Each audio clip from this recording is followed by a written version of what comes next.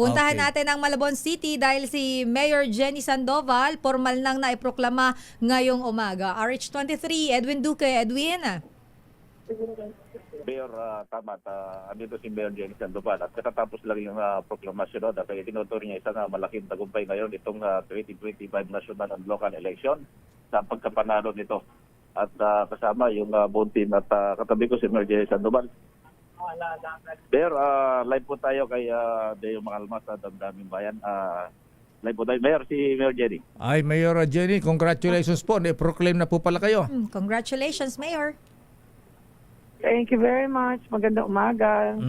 Ayan, hindi na masisira ang beauty nyo ngayon, ma'am, dahil hindi na kayo stress. Makakapag-chill-chill na, Ayan, chill-chill na lang kayo. Na-proclaim na po kayo. Ayan.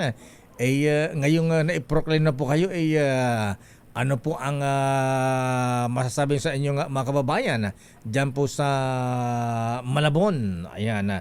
Tuloy ba ang serbisyo at higitan pa yung serbisyo? Yes po. Maraming salamat sa patuloy na tiwala at suporta. Ang tagumpay na ito ay hindi naman para sa akin lang, kundi para sa buong Malabon, sa bawat Malabueño. Makakaasa po sila na mas paigtingin at mas lalo pa po madadagan ng mga programang nararapat at karapat-dapat po para sa bawat Malabueño.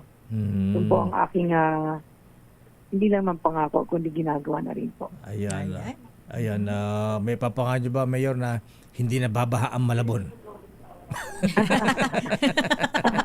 Nagulat si Mayor.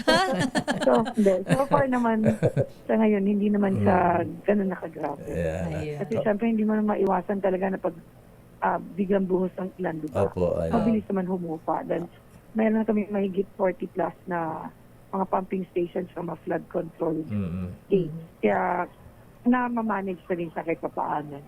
Teka po, yung Vice Mayor ninyo, nanalo po ba? Sino Vice Mayor po ninyo? Si Edward Nolasco. Edward Nolasco, So, nanalo rin po. Sa buong District 1, yes, nanalo. At ang buong District 1 po na 6 na konsehal, nanalo. Sa Okay. District 2 po, 3 lang po. Okay, Mayor Jenny Sandoval, ma'am, maraming salamat at muli, congratulations. Thank you. Maraming salamat po, Kadeo. Maraming salamat. Thank you po, Thank Mayor. you, Saman Sister L. Okay, Edwin. Puyat pa lahat dito, Mayor, dahil 7 o'clock ang proklamasyon. Edwin, Nantala kagabi dahil babahaba ng ito yung na-delay.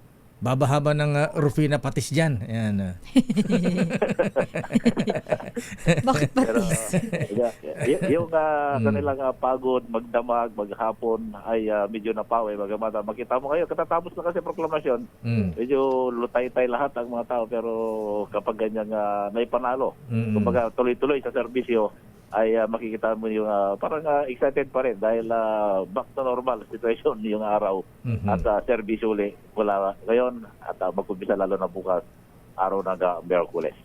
So yan, Mayor, ating live interview mula dito sa kay Mayor Jenny Sandoval sa City Hall ng Malabon para sa Decision 2025 RH23. Kaya ito kinagulan sa Disa Arizona sa Pilipinas, una sa Pilipino. Damdaming Bayan. Maraming salamat, Edwin Duque.